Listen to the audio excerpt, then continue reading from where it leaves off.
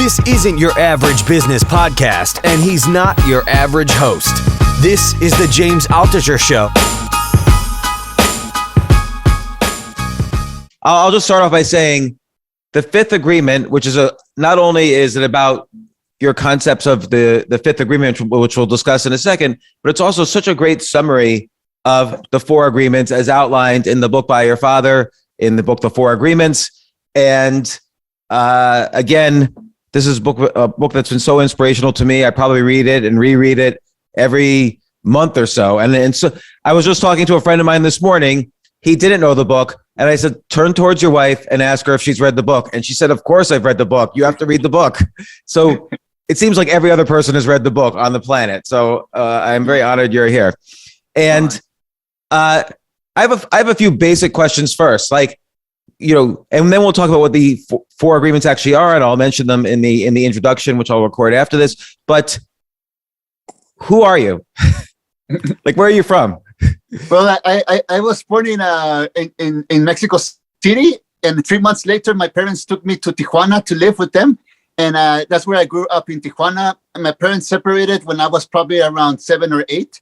So my father went to the United States, and I was a being that was born in the border between Tijuana and San Diego. It was a very interesting, and my family comes from a Toltec tradition, which my grandmother took on in her path, and mixed with Catholic and the old tradition mixed in. So this is where my family comes in, and then every generation that's born, like my fathers and us, we embrace the generations and turn it into what the art of the Toltec tradition is. And the Toltecs, they were basically Native Americans who were around even before the Mayans, and but somehow they were able to. I don't know how the Toltecs ended, or maybe they kind of merged with Mayan civilization. But it's amazing that you were able to keep the traditions alive. Like, how do you know these are the oral traditions that they had even 1,000 years ago? Well, to like the ancestors say, because I only know what ancestors say and what I experience, it's that it's nothing to do with the words. Nothing to do with keeping history. It's to keep the energy of being alive. And we're here surviving. So when knowledge was introduced to us, the word, the creation of dreams, the creation of stories, the creation of suffering, the unnecessary addiction of suffering.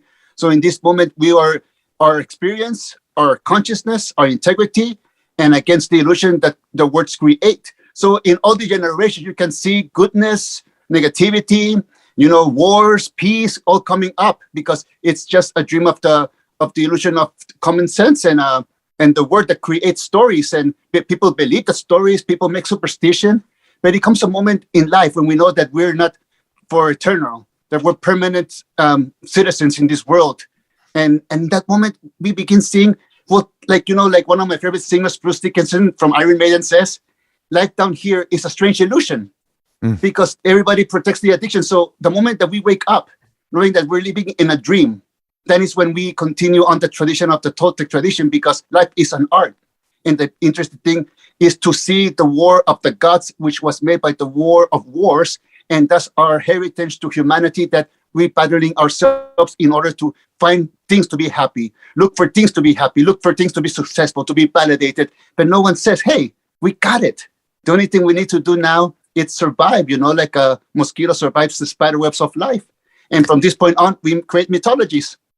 It's so true, because, and you mentioned this in the book, The Fifth Agreement, how all of these words in general, symbols in general, are something that mankind as a species created. So all these stories that we believe about our lives, they're not necessarily the truth that's billions of years old. They're just our particular story of our life, like whether we're bad or good or handsome or ugly or successful or not successful.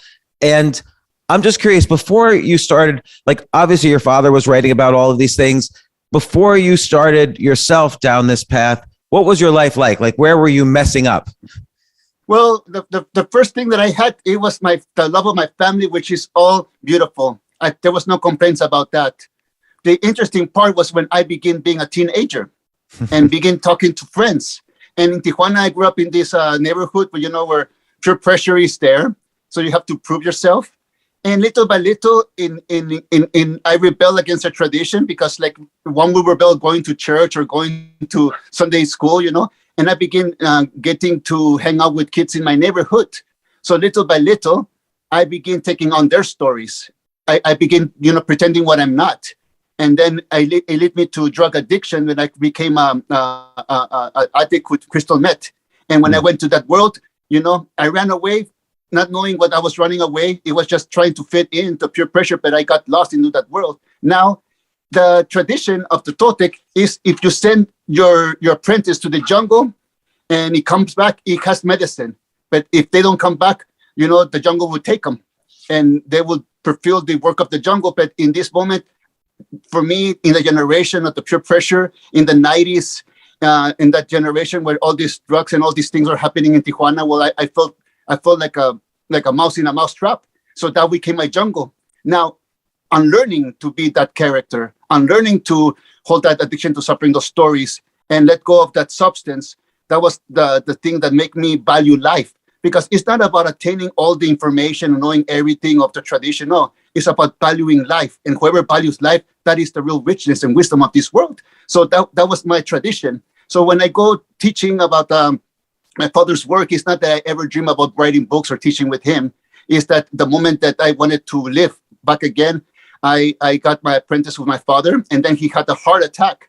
So when he had a heart attack, it was like, it's now or never, If your father dies, no one's gonna come and help you. It's now to show you. And in that moment is when I said, oh, I have a choice right here. And the path of the Toltec is to not learn, but to unlearn everything that you sabotaged your life with. Because in the Toltec, it means artist of the spirit. So we create art with whatever we experience of life. So let's say everything that I went through, it was meant to happen because it happened. But it gave me medicine to share it with other people like me. I like that, viewing experience as medicine. That's very powerful. And so when you were kind of the mouse in the mousetrap, when you were in the jungle, I realized that then you later became apprentice with your father, but what was your first steps out of the jungle? Like, when did you realize this wasn't, you weren't living according to the tradition that now you live? Yeah, well, the same thing that scares many people, honesty and responsibility. Yes, I created this. I cannot blame anybody else for where I am. So if I put myself into this place, I can get myself out of this place. And that's when I really got introduced to my willpower, because the willpower is the faith that I have in me. And the faith activates the intent. Now the intent, it gets put into the word that makes the word powerful. Now, what am I going to believe? Where's my power of belief? That I'm a victim, that I cannot do it, or that I want to live? And in that moment, I don't want to play games with myself anymore. Was there an incident that scared you enough that you were like, oh no, I need to start finding my way out of the jungle? There were so many incidents. And the moment that I felt safe, I continued on again. My body went to trauma, went to, close things to death, my body getting abused. And I think that's the part when I said no more, because when I got abused, I began using it in a different point of view. I wasn't not using it for creativity, for fun, or just to fix. I was like looking for a darkness. And then when one of my friends said to me in Tijuana, if you stay here, you will die. You better get out. And I never expected him to say that to me. But in that moment, it was like people say that angels exist, I never seen an angel with wings, but I see angels like brothers and sisters. And that brother was an angel in my life. And I took him dearly, and I did what I was feared most. I left my Tijuana home. And that's when I began jonesing when I was in the States. And one day I got caught with a little substance of marijuana in my pocket. And I went to secondary inspections. I got detained. So in that moment, I was with my mother and grandmother, and I really woke up saying, oh my God, I have to control my body. I have to really take care of my body. And that is the moment that I begin waking up. And this is the interesting part.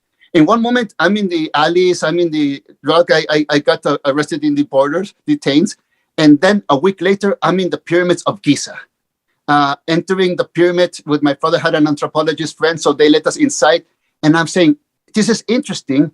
How did I get so lucky to be here? I felt like another opportunity.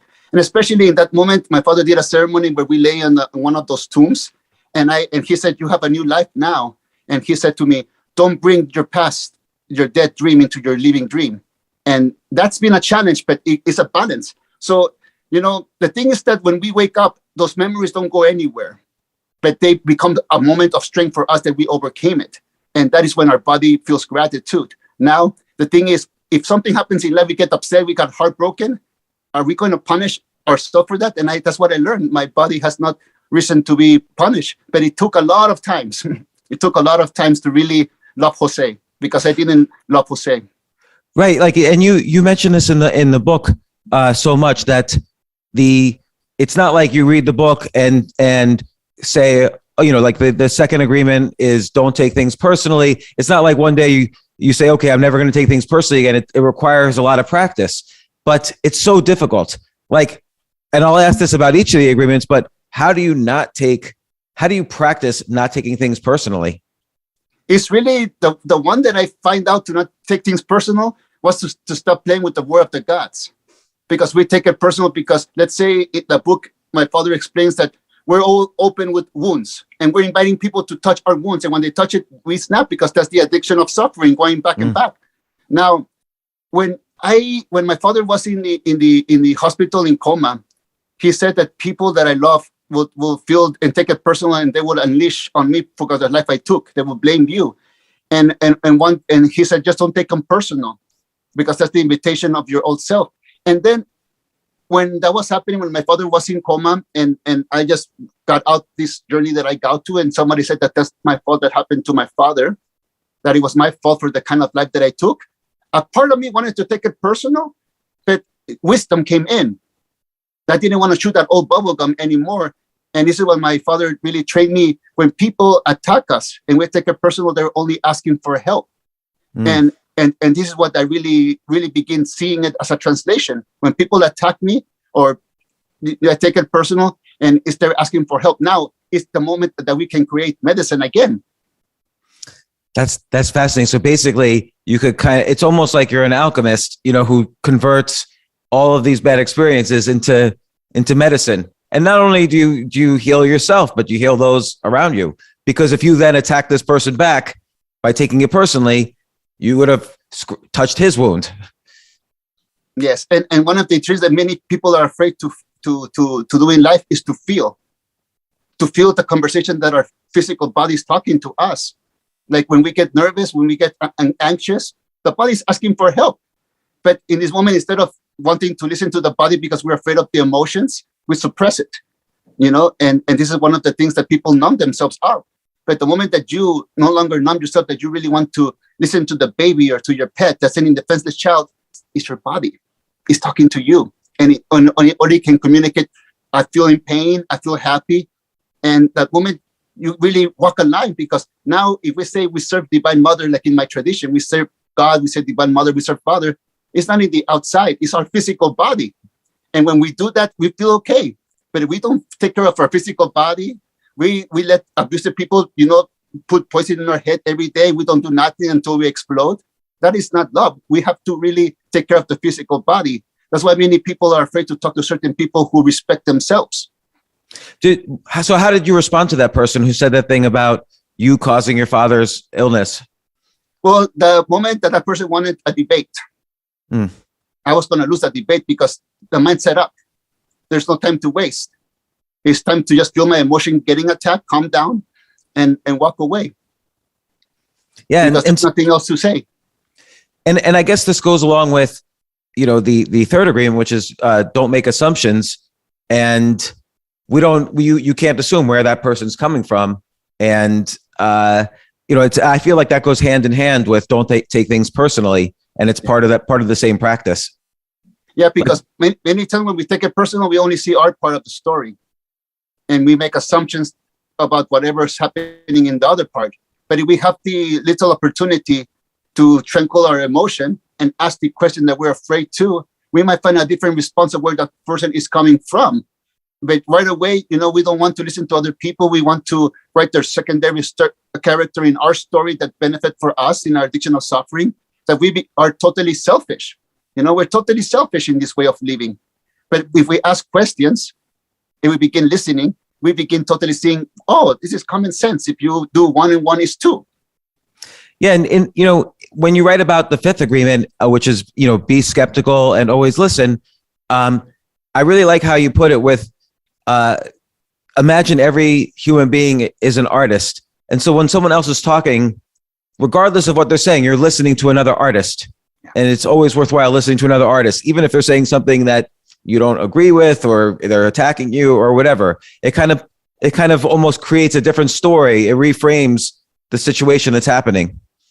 Yes, exactly. And that's the important thing to know, that we all are translators. We're translating English to English, Spanish to Spanish, because we're understanding worlds. And when we understand what the person is dreaming, we can talk to that person, not in what we believe in what they believe in. Like my father began training us when we were children. We were, me and my brother Michael, we always look into America, to the Wonder Years, to pop culture, to music, because that was like something we watched when we were kids, watching cartoons, in the mornings, and then came Super Mario. So our attention was not in Quetzalcoatl, in Tlaloc, or nothing about the Toltec tradition. It was with pop culture. And my father had to come into our world, not make the assumption that we're born and we should know, No, he began seeing how we dream. And then one day he said, okay, these guys love Super Mario. It's a game. And then he said, the Toltec tradition is just like Super Mario Brothers, he said to us. Then we turn around, we put the controllers down. And he said, yes, first you have to master what the toy does. Then you have to master what the world is. So he was translating the Toltec tradition world into Super Mario world to get our attention. Now, when that gets set, Super Mario world evaporates like a teaching. And here comes another layer of the teaching. But this is the beautiful thing about listening to people's world, listening to people's mind. And this is what in the tradition we call the clean mirror. And I like the idea of framing our lives as these stories, these narratives that we build in our minds, because it almost distances yourself from the story, from the life that you think you've created. And that gives you a way to kind of analyze it a little deeper, and how to, like, for you, when it means the hero of a story, what does that mean? Like, how do you be the hero of your story? Inspiration. Whatever inspires me out of a dream. If I am living in an abusive relationship, I will look what will inspire me out of that dream, knowing that there's many dreams out there. But when I'm not enjoying a dream, it's time to be loyal to the love of my life. And this is who I married in life. To death do us part. Yes, I may open my heart and meet somebody, and we grow a beautiful family, we dream together. But the beautiful thing for me to be the better version of myself is a gift to my family. It's a gift to everybody. So in this moment, like we say earlier, we are artists, and the art that we do is ourselves. Like my father explains in one of his latest books, The Actor, how many people, they get upset in their 40s or 50s, they get upset, and right away they want to get the role of their teenage years when they were a victim, and they've played the role very good. So in that moment say, okay, all these roles that I played in my life, they were based on what? Are they really real? And they were not. So that moment we free ourselves from our own art. And many people, they cannot free themselves from their own art. And that's why the addiction of suffering, the element of safety, the pain that they're used to will be carried from relationship to relationship, because they cannot detach from that, because they're not honest with what accepts them, because it's themselves. And that is the beautiful thing about ending the war of belief, the war of the gods, the war of words, is being impeccable with it. And then life will challenge you again and again and again and again. The important thing is to be service to the love of your life. That is you. And that is presented with gratitude, loyalty, and respect. Yeah, it's interesting, because one of the masteries you talk about is mastering transformation. And if you think about it, an artist has to do that as well. Like if Picasso only created one type of art his whole life, he wouldn't have been Picasso. Like, he went from the blue period to cubism to whatever. And an artist, I guess, always has to think of what's that next step? What's the next chapter in my story? Like, how do I improve? I guess how to find more medicine in some sense. Yes, it's like the hummingbird. It will always look for nectar. And we're like the hummingbirds looking for nectar that will inspire us. And we all are different, Some of us get inspired by fashion, by music, by meditation, by history, by politics. It gets so many inspiration that we all have a mission here in life. But the mission is not that we have to do. It's a labor of love. And that's what people forget. Many people wanted to do with validation or pretending, because there's a lot of pretending, and that's what corrupts the world, corrupts politics, corrupts spirituality, corrupts religion, corrupts the workspace. But the moment that we are just grateful in life, that there's nothing to attend, we just create to be an artist. And what a great artist does, respect other people's art, no matter what they live life. Just like I didn't respect myself as an artist, as a musician, because I only know how to play 3 chords in that time. When I played with a master guitar player and he told me, come on, let's play together. I said, I can't play with you. I don't know how to play. Okay. He accepted that. But then he heard me jamming, this 3-chord jamming song. And he said, you lied to me. I go, I didn't lie. You're playing right now. And then he gave me the gift saying, just because you know how to play 3 chords and I know how to play 100 chords, I'm not going to show up and stomp all over you. I'm going to communicate with you in those 3 chords back and forth. And that's the beautiful thing about art, is there's so many levels of awareness. But like I said earlier, behind all those words is the presence. And this is where we are at, because that's the nectar that we are feeding off, our own nectar. Well, and this is related actually to the 4th agreement, always do your best. And you say in the book, The 5th Agreement, you say how it's not like we're ever doing 80% or 20%. We're always doing 100%. We're always 100% here. And I'm trying to kind of understand this. So what is your best? Well, the best for me is when I do something I love to do. And if I don't judge myself, no one else can judge me. And I do my best without the invitation to the party of judgment. Judgment is not welcome to the party, because many people do their best, but they still feel guilty for not bringing water from a stone, which is impossible. I see. So, for instance, if you love playing tennis, but you're not the best tennis player in the world, don't, always do your best. You don't have to be the best according to some outside metric. You just have to do your best.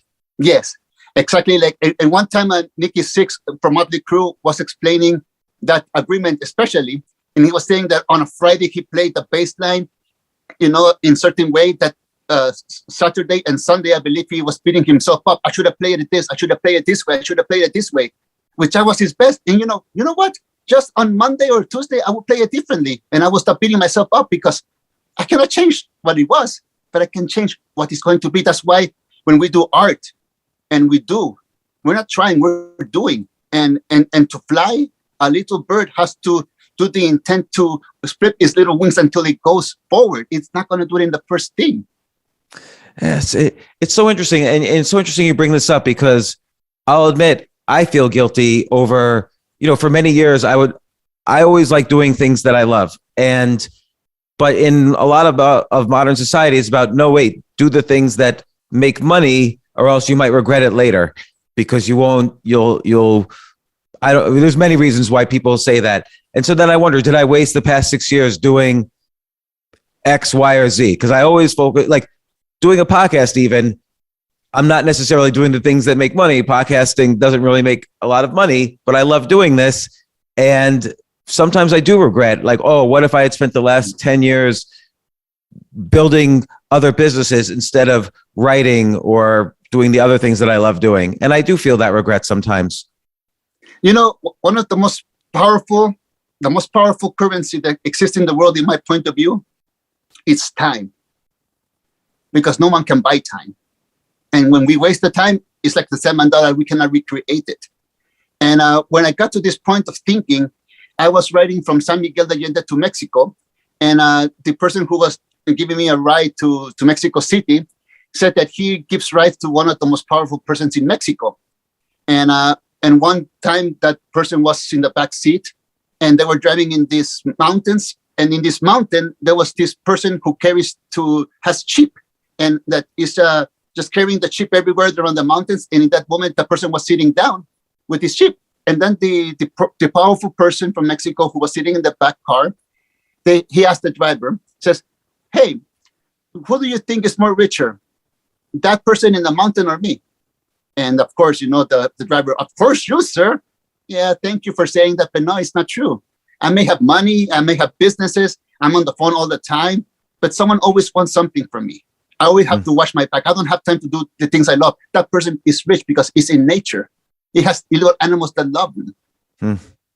And in the moment I got it, no matter what we do in our life, if we're enjoying it, we're loving it, that's the richness. Because even the little kids watching us, they will enjoying life instead of beating themselves up, thinking that they have to fill up the piggy bank, not use it, and then die. Yeah, no, it seems like you're right. At the end of the day, there's nothing other than our experiences, and did we love them or not? And, so talk to me about the first agreement, be impeccable with your word. And honestly, when I first read the 4 agreements, that was the agreement that stuck in my mind the most. Like, because if you're always impeccable with your word, you don't have to worry about living a double life. You don't have to figure out which word you said to which person. It greatly reduces your stress. Yeah. And so that was the power of it, as opposed to other people. Thinking, oh, this is an honest person. The real gift is to yourself when you're impeccable with your word. But, exactly. But why is that the first one? Because the words in this world is the bricks that create the buildings. It's the foundation. So if our foundation is not made impeccably, it will fall. And like you said earlier, when we're impeccable with our word, when we're honest and our heart's an open book, no one can judge us. No one can blackmail us. No one can bully us. And this is what happens when people bully themselves with their own word, where they're not impeccable with it because they use their own word against themselves. And now to think about the Bible. First was the word, and the word was with God, and the word was God. And God represents creation. In the Toltec tradition, the words create stories. The words create illusion. The word create dreams. So we use the word to create a beautiful dream, or we can use it to create a nightmare of a life, like I used to do, complaining, pointing fingers, until one moment I felt like an elder as I look around my life and I see everybody like children. And like my stepmama Gaia, before she passed away, she mastered something in her life to love everybody like they were their own children. And then I challenged myself, could you imagine, Jose, loving everybody like they were your own brothers and sisters, no matter what they're dreaming? If you see a little kid pretending to be a doctor, pretending to be a Power Ranger, are you going to cut its wings? It's interesting. You use the analogy also of how humans are like magicians. And so when they say words, it's like they're casting spells. Yeah. And it made me think, some people are more powerful with words than others. And hence even more so the importance of being impeccable with your word. And it's really true that words are the way we convince each other. Words are the way we convince ourselves. Words are the way we tell stories that create these realities for people. And so I guess practicing being impeccable with your word helps you to create the best reality in some sense, in that magical way. Yeah, it leads you to inner faith because you begin having faith in yourself because you feel it. You feel the life force. You feel your intent. And that's what faith does. It creates an intent to make your magic. And now your words are very powerful with the intent that, they have energy towards it, that it will make an impact. Like my father explains the 4 agreements. He put himself in that book. In every word, he put his intent. When the book is in the table, it's dead. But when someone picks it up, it becomes a mirror.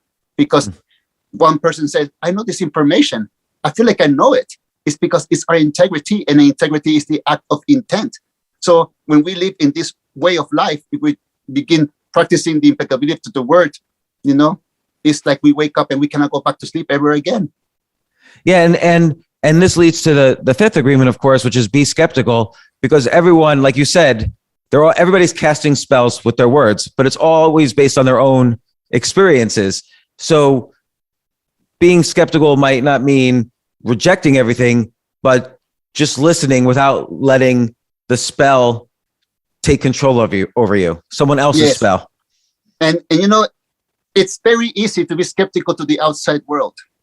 But the powerful thing about the 5th agreement is to be skeptical of our own negativity, of our own poison, of our own misuse of the word, of our own suppressor, that is ourself. And many people say they love Divine Mother, that they love Divine Mother, but they suppress themselves within their own words. So the act of the Toltec is to elevate Divine Mother, to love Divine Mother. And no matter if we're male or female, this is the body of Mother because it belongs to planet Earth. Now we have awareness that this is a creature of the divine, of life. This is a living force. Now we are that intent, that energy that comes into this container. We're more than we can think of. But, it's not really important to know why, because if we had to know why, we will know why. It's the mystery of life, the exploration. to take to the journey, to believe in ourselves, and to change history is like our ancestors did before us. They did what was said impossible. They went beyond fear, and they cleared the pathway for us to continue doing the work. And like we were talking earlier, the Nahualism, when the conquistadors came, when it never went anywhere, it just went into hiding. It went to the underworld. And the underworld is the home of the wisdom. Why? Because when we all go into the dark place, into suffering, into pain, into a broken heart, that's where life comes out from. And whatever lessons we learn from that, we're taking it to the surface, to the light.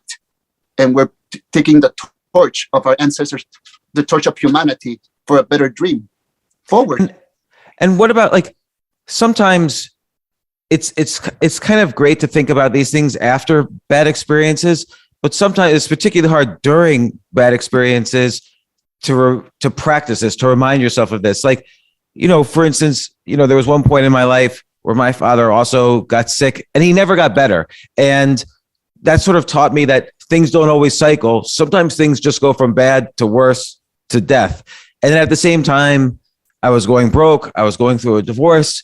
At that time, it was really hard to not tell myself a negative story about what was happening in my life. And, I tried as hard as I could to not be negative, but it's very difficult during those times. Yeah, I'm with you. I was in the same place. And especially when the world tells you how you have to respond to that, how you have to feel for that. Now is my time to unleash that. And, and many people come and remind you all the time. But at one point, that became our strength. That became our strength because that woke us up from, being stuck and say, I want to live or I want to die. And that moment, even that suffering becomes, a habit that, oh, here it comes. Here it comes with all the emotion, all the stories. And in that moment, the thing we have to do is the yoga exercise, get comfortable in the uncomfortableness.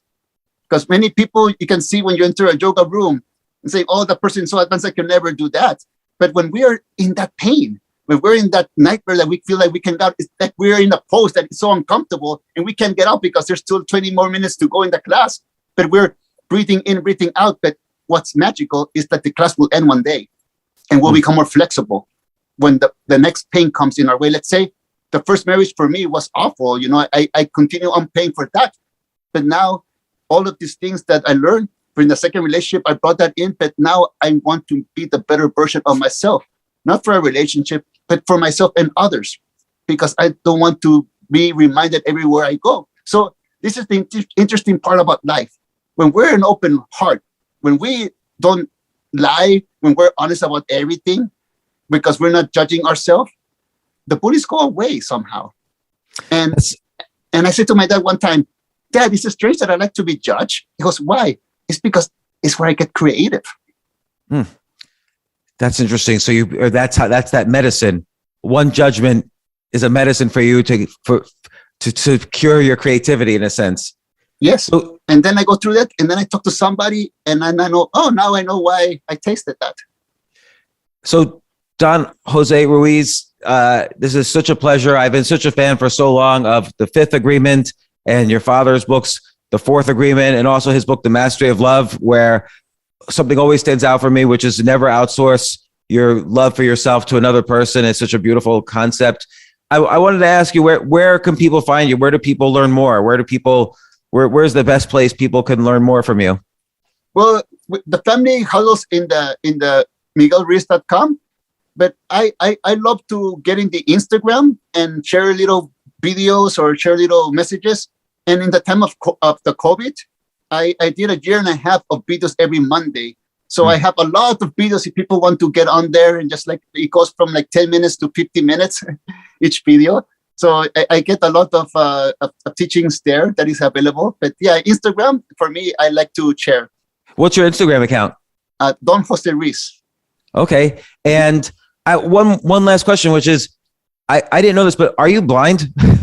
No, I was blind because when I was younger, in my youth, I got into drug addiction and I snorted. So when I quit 2 years later, when I went to get a root canal, it affected my eyesight. So I went blind for almost like 3 weeks. But okay, yeah, I read about that. But my eyesight came back. But the interesting part about that, it was that I was blind before. When I lost my eyesight is where I really begin finding my instincts, and I begin feeling connected to especially to the bat, the animal, which is one of the very inspirationals that the Power Animal book had made. But that interesting to like we were talking earlier, when life takes something away from us and we accept it, we continue. But if life takes something away from it and we complain, we will always stay in that place of suffering. That's such a good point. And I'm going to remind myself of it because lately I find myself complaining more than usual. And I don't quite know why I am doing that, but I have to remember that words are magic spells, and I'm casting a spell on myself. So I have to remind myself of that. And I have to remind myself of all of these things that you write. And so Don Jose Ruiz, author of The Fifth Agreement and many other books, thank you so much. It's really been such a pleasure having you on the show. Oh, thank you, James. Thank you for this invitation. And I wish to do it again. It went so quick. Oh yeah, absolutely. Any time. We'll be in touch. I would love to have you on again. Yes, I would like. There's so much to talk about. Yes. Thank you, Don Jose. Thank you, James.